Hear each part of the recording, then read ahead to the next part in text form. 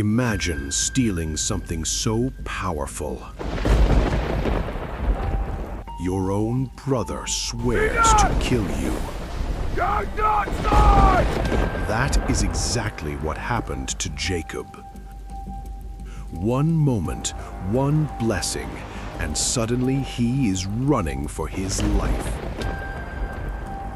Behind him, a furious brother.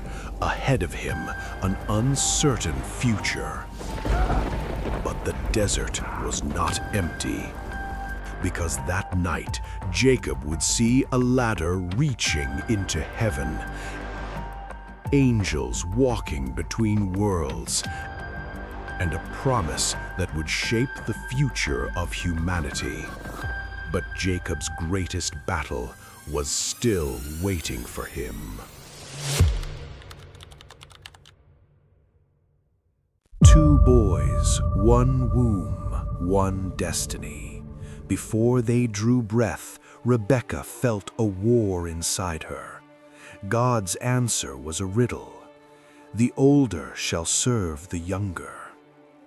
Esau came first, red, hairy, a man of the earth.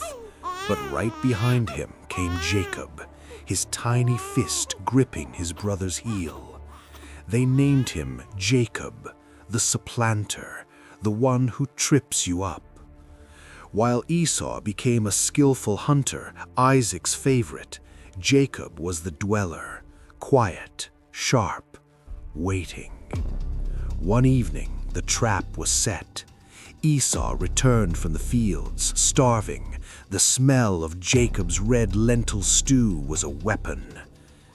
"Give me some," Esau demanded. Jacob's price? The birthright, the inheritance of the firstborn. Esau, living only for the moment, traded his eternity for a bowl of soup. He ate, he drank, and he despised his birthright. Jacob won the first round, but the war was just beginning. Would you trade your future for a moment of need? Jacob had the birthright, but he still lacked the blessing, and he was already planning how to take it. Years passed. Isaac had turned blind. He called Esau to hunt and prepare a meal so he could pass on the final blessing. Rebekah, eavesdropping, moved like a shadow. "Go to the flock," she told Jacob. "Destiny is yours if you act." She cooked the meat. She draped goatskins over Jacob's smooth arms to mimic Esau's hair. Jacob walked into his father's tent carrying a lie. Isaac was suspicious. The voice is Jacob's, but the hands are Esau's. 3 times Isaac asked. 3 times Jacob lied. The blessing was poured out. "Nations shall bow to you. You shall rule your brothers." Jacob left. Minutes later, Esau returned. The air in the tent turned cold as Isaac began to tremble violently. "I have already blessed him, and he shall remain blessed."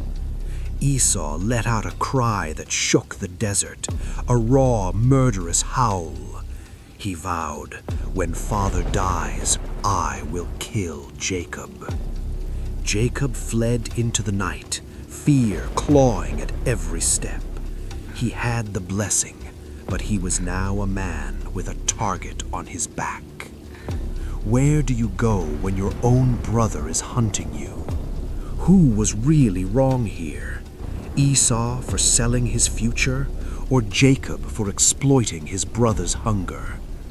Tell me what you think. Jacob walked alone. No servants, no camels, just a staff and a curse.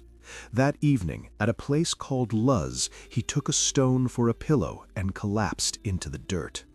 Then the heavens cracked open. A ladder, a stairway of light planted in the earth reaching into the throne room of God. angels ascending and descending. Above it, the voice, "I am with you. I will protect you. I will bring you back." Jacob woke up shaking. Surely God is in this place, and I did not know it. He renamed the place Bethel, the house of God. But even in the presence of the Almighty, the negotiator stayed alive. Jacob made a deal. "If you keep me safe and feed me, then you will be my God." God accepted the terms, but Jacob was heading to Haran to stay with his uncle Laban, where he would finally meet a man even more cunning than himself, a man even more dangerous than Esau. While working for Laban, Jacob met Rachel, Laban's daughter, the love that changed everything. Laban, his uncle, became both master and obstacle. Jacob agreed to work 7 long years for Rachel's hand. Days felt short, but duty and love weighed heavily.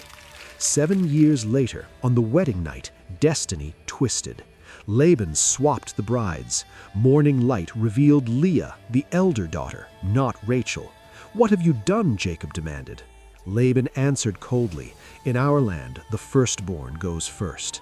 Jacob, who had stolen Esau's blessing, now faced the firstborn imposed upon him. 7 more years followed. 14 years of labor, 2 wives, constant rivalry, 1 household. Would you risk everything for love, knowing deceit lurked in every corner?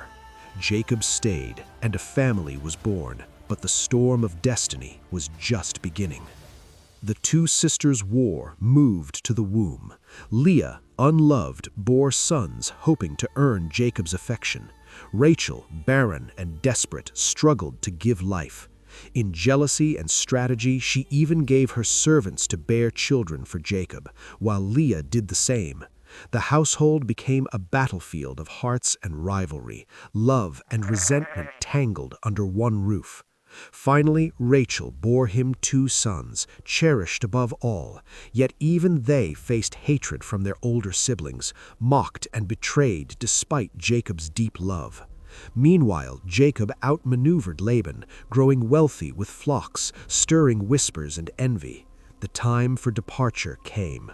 Jacob packed his life in secret. He fled Haran, escaping one cage, only to approach another. He was heading home, but terrifying news arrived. Esau was coming, 400 men strong. The night before the meeting, Jacob was alone by the Jabbok River. Out of the shadows, a man appeared. No words, just a collision of bone and muscle. They wrestled in the dirt all night. This wasn't a vision, it was a struggle for survival. When the man saw Jacob wouldn't break, he touched Jacob's hip, dislocating it instantly. Jacob was crippled, but he didn't let go. He gasped, "I will not let you go unless you bless me." The man asked him, "What is your name?" For the first time in 20 years, Jacob didn't lie. He didn't say Esau. He said Jacob, the deceiver. "Your name is no longer Jacob, it is Israel. You have struggled with God and prevailed." The sun rose. Jacob limped into the light. He had a new name, but he was still walking towards 400 armed men. Would the blessing save him from the sword?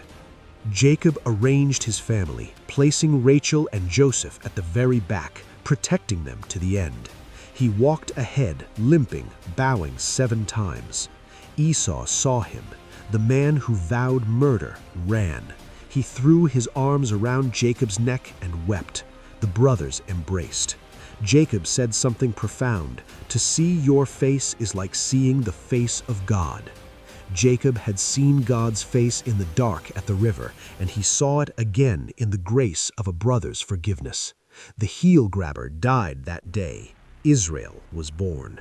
The God of the ladder, the God of the river, the God of the limp, he is a God who chooses the complicated. The story of the 12 tribes of Israel begins here.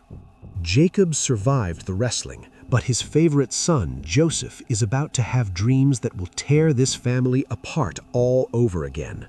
Are you ready for what comes next? Subscribe to learn how Jacob's favorite son, Joseph, was sold to Egypt by his brothers, which later led to the encounters of Moses with Pharaoh.